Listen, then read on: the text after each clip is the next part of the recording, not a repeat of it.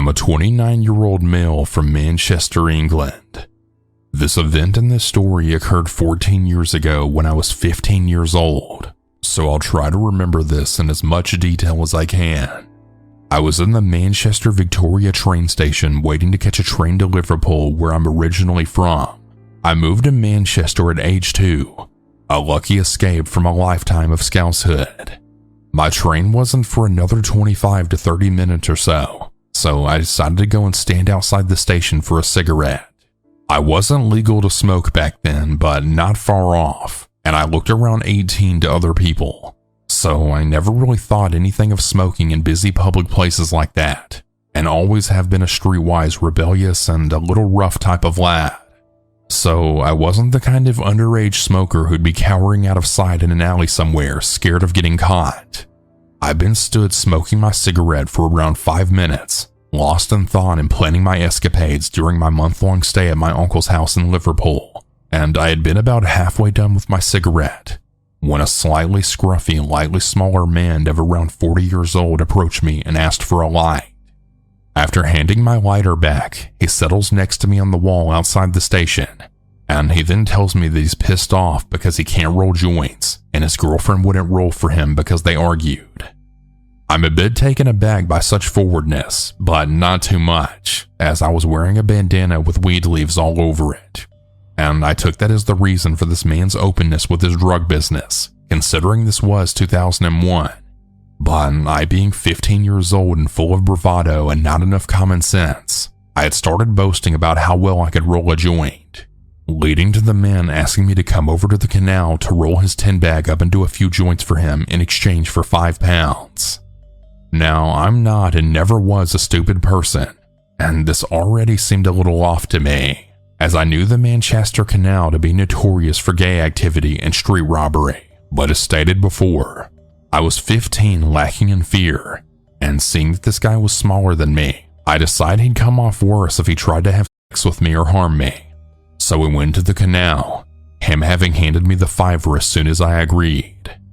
He passed me his weed and papers, and we sat on a bench as I got to work, him making small talk and me doing my best to answer whilst concentrating on the spliff building. I remember I wasn't really fully registering his words, and I was just replying back with generic yes and such, until he then asked me if I was still a virgin. This made me pay a bit more attention, as coupled with the location and its reputation, this put me on edge and I tensed up a little, although I answered his question with a quick, "Nah, I've got a girl." At this point, I'm only halfway through rolling the first joint, and the man begins to act paranoid as hell. If I could try to explain where we were for a second, we were in an area off to the side of the canal, with the station back up a ramp behind us, a bridge leading from one street to another via crossing the canal about 100 yards down and to the left, and then a tunnel underneath the railway line, about 150 yards down the path to the right. The man starts saying he's worried about police coming, as somebody just walked over the bridge and saw me skinning up, according to him, and he suggests we walk down to the right-hand path and under the tunnel where we'd be out of sight from the bridge. Again, overconfident and telling the man that I want one of the joints if I miss my train. I agree, and we gather up the stuff together and then move off toward the bridge once I'd done the first joint, which he then tells me to light and go first on, which I do. As we walked, he said something else to me, and it brought home the real reality of my situation, and it made me seethe with anger, feeling a mixture of disbelief and insult that he'd even think of trying this on me. "So, have you ever sucked a before?" What?" I replied. "It's good, you know. Receiving feels even better. Ever had a man suck you off?" At this point, I'm stunned and speechless, struggling to hold back a rising tide of anger and indignation. I have always had an issue with taking people's disrespect, and lying to me in order to put me in a position with ulterior motives is high disrespect in my opinion.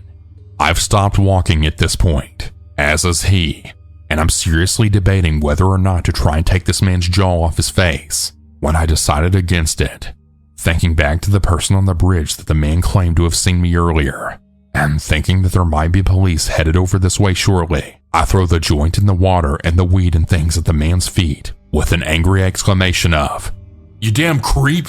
Who the hell do you think you are saying some nasty ass shit like that to me? Get the hell away from me!" I don't think he expected such a strong, confident reaction from such a young lad as myself, because now he seemed stunned in silence and didn't even react to his own weed being thrown about or me walking off back the path toward the station, telling him to screw off and I'd break his neck if he ever came anywhere near me again. He just stared at me, looking vacantly until I lost sight of him. I felt like I'd really won in this situation at the time. I'd got $5 stoned and bagged down a man more than twice my age, so I felt pretty good about how it turned out. Then about 3 years ago, a man went missing after a Stone Roses concert in Heaton Park, Manchester, a couple of miles from the canal. His body was pulled out of the canal a short time after, in the wake of massive national media attention. He had somehow got separated from his friends, inexplicably ended up halfway across the city and in the canal. His case highlighted many dozens of similar deaths, always of young men who have went missing in Manchester over the last 20 years or so, only to be pulled out of the canal dead and in some cases with signs of foul play present. There's quite a lot of controversy around these deaths, as the people of Manchester feel they may have a serial killer on the loose, putting all these young fit men in the canal. And up until recently, the police refused to look into these deaths properly, assuming them all absurdly to be drunken accidents by the young men attempting to piss in the canal while inebriated and falling in and drowning. I don't really know what the truth is, but it is a fascinating subject, and it can be found online with a simple search for Manchester Canal Killer or something similar.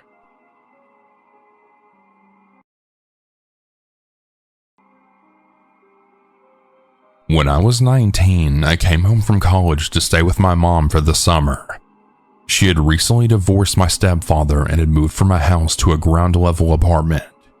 One day I was sitting on the toilet and I had saw a light coming through the vent in the floor. Looking closer, I saw two brown eyes staring up at me. I screamed through a towel on the vent and then ran to tell my mom and boyfriend what had happened.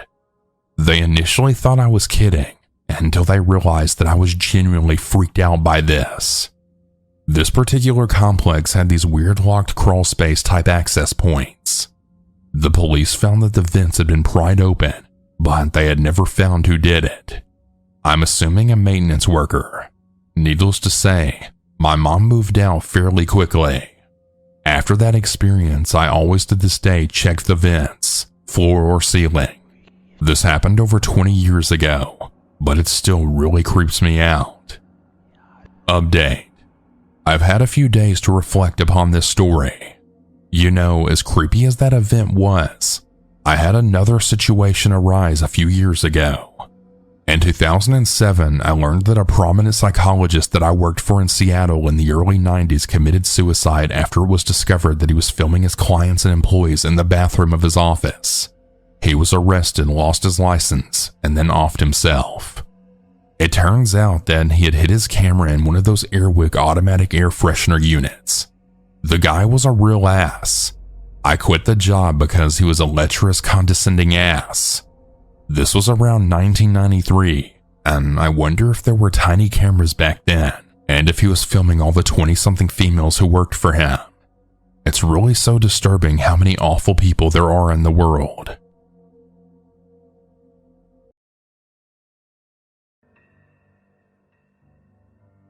I'm a 26-year-old female, but when I was 8 years old or so and my brothers were 10 and 6, something happened that would change everything for my family. Both of my parents were police officers. Most people would think that there's nothing to be afraid of when your parents serve to protect, but my brothers and I were not prepared for what the next few years had in store for us. My parents' relationship began to get rocky when my stepdad reconnected with a woman that he knew. At first, it was just friendship, or so my dad thought, but this woman wanted so much more. To this day, I still don't know if it was an affair, but my parents are still together to this day. This woman was obsessed with my dad. She began calling the house to talk to my dad, and when my mom tried to put a stop to it, she started leaving ungodly, threatening voicemails on the answering machine. She was saying things like, "I'm going to slaughter you and your children, and then your husband will be all mine." My dad blocked her number from the house phone, but then she had started mailing sickening letters. It got to a point where my mom tried to get a restraining order. After a year or two, the letter stopped, until one night my brothers and I were playing games on our Super Nintendo in their room, demolishing each other in Street Fighter, when we then heard scratches at the bedroom window. Spooked, my little brother ran and told my mom. With the gun cocked and loaded, she proceeded to check around the house, where she finds a knife where this woman tried to cut the screens off the windows. I guess trying to break in? After that, my mom installed a security system on the house. A really nice one too. Every entry of the house had to have a code to get in. The alarm tripped a few times, but after that, nothing. A few months pass and we all come home from the mall in Atlanta to find an envelope taped to the front door. Inside were pictures of the inside of our house. The Polaroid kind that you had to shake to develop, including a detailed message on how she would expose us. Well, after that, my parents sold the house and we moved away. It really makes me sad because I really loved that house.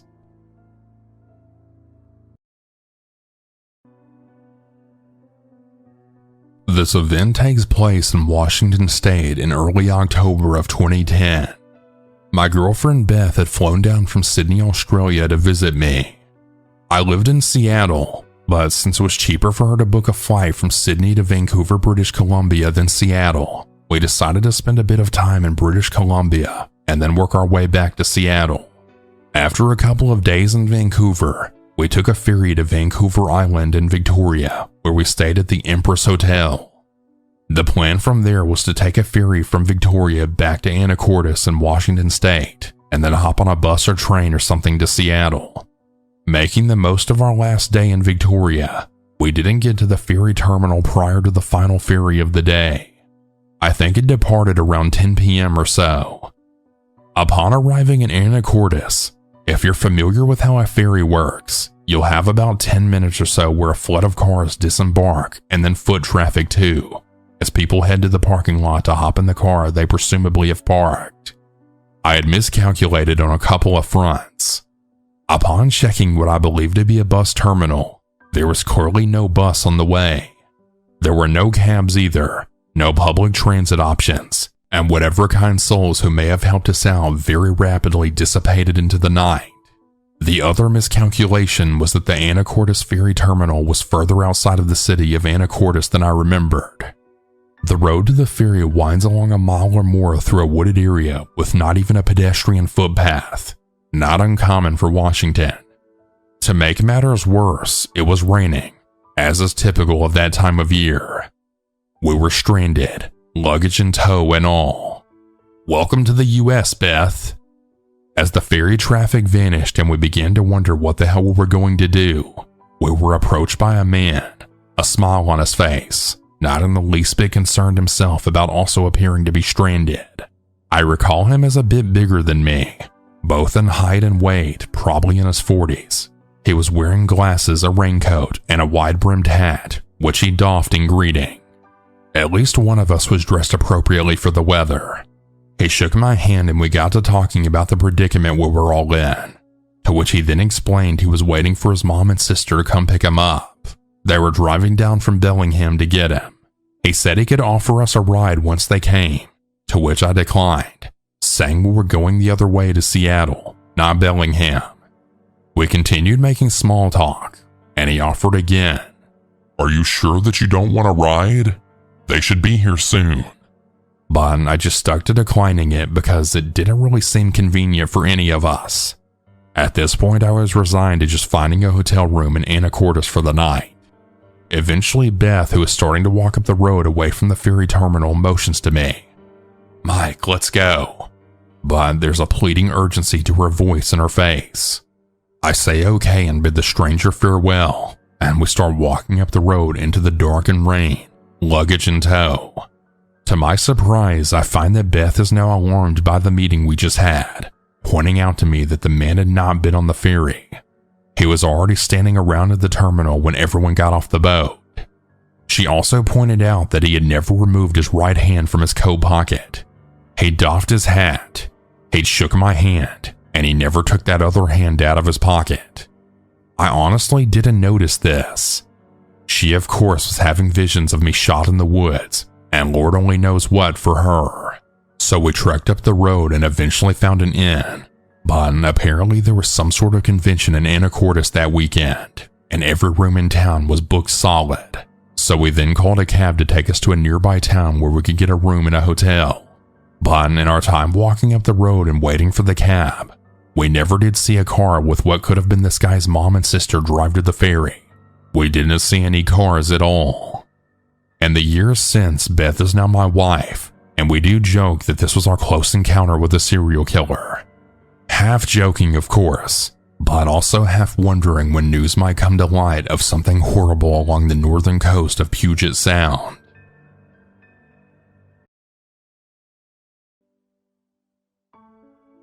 So just a detail before everything. This takes place during my mid-20s, and at the time I had no idea that I had cyclothymia, so I didn't know how to regulate my mind, and my life was quite an emotional mess. It was summer of 2020, and I was back in town after a long while.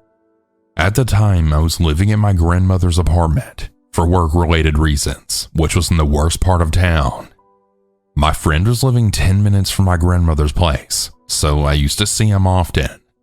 We used to play video games, have long talks about life and future, smoke weed, and so forth.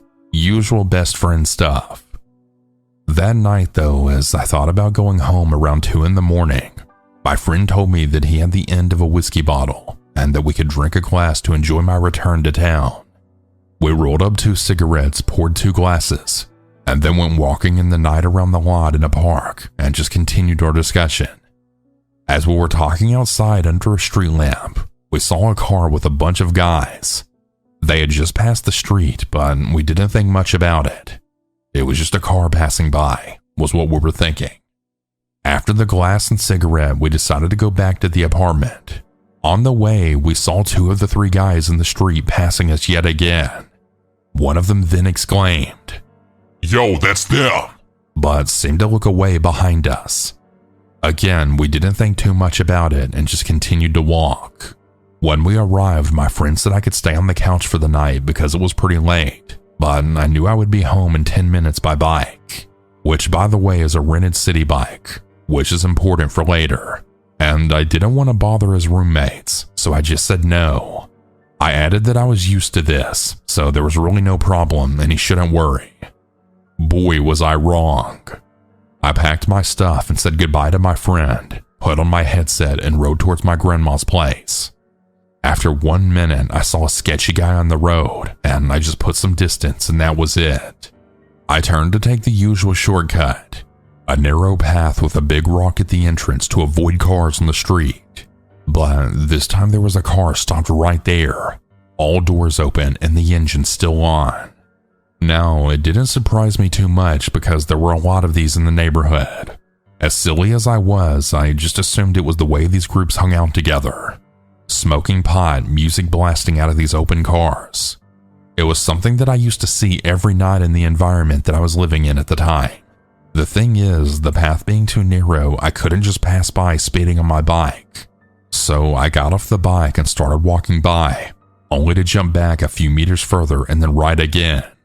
When I was a few meters from the car, a man appeared from the complete darkness with a disturbing grin on his face. I realized that there were at least 3 other guys behind me, just standing there watching. The guy came in just in front of me, squeezing my front wheel between his legs, silent and staring at me with his disturbing smile. My brain was on full alert, but I was feeling slow and hazy because of the substances that I had in my system prior. I rolled the bike back and started to turn back, saying something like, "Okay, I got it." In the middle of my turn, the man repeated himself, squeezing the wheel again. Suddenly, he grabbed the back of my neck with his hand, forcing me to lean down. Now I knew I was in a real shitty situation. He was making fun of me, saying to his friends, "Oh, what am I gonna do now? What am I gonna do now? And laughing like a maniac.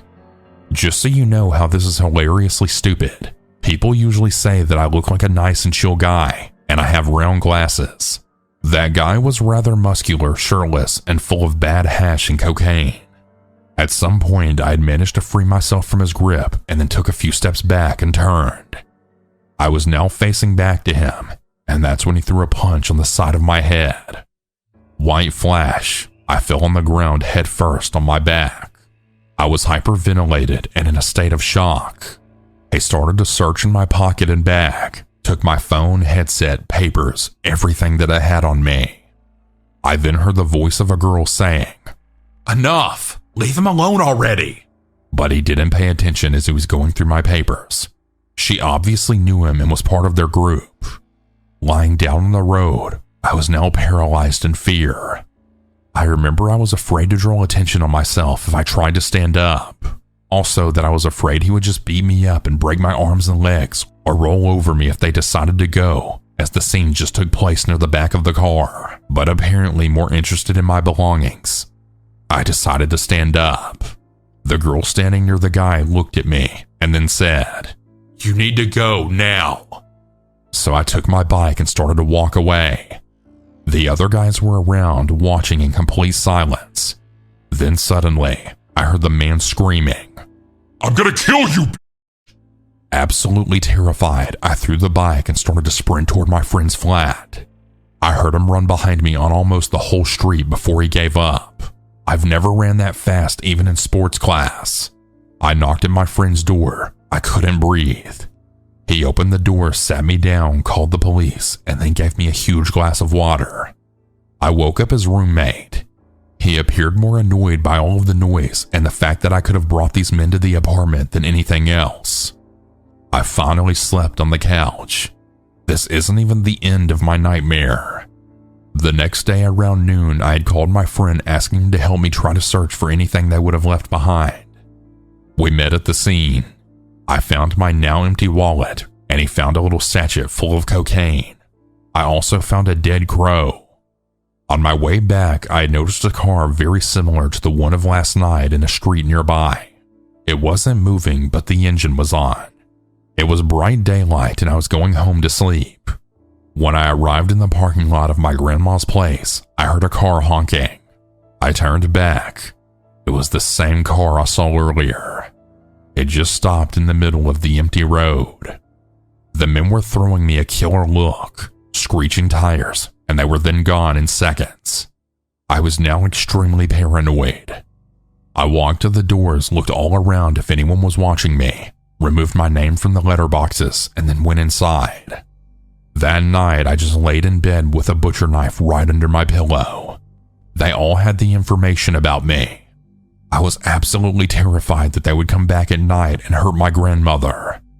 The next day, I headed back to my parents in the countryside. Again, this is not even the end. For no reason, the town's bicycle agency refused to take the police report about the bike theft, so I had to pay the full penalty. I've lived like a recluse for about 2 years at my parents in the countryside, feeling highly depressed. I felt like no one could understand my distress, and no one would try to help me at the moment. I felt alone. What still really disturbs me to this day is the fact that even after he mugged me and had all of my possessions, he still wanted to beat me up only for sadistic pleasure. I'm so glad that I have good legs and that I was able to run and get away. I now have severe PTSD when I try to sleep, and also a lot of anger and feeling of injustice inside of me.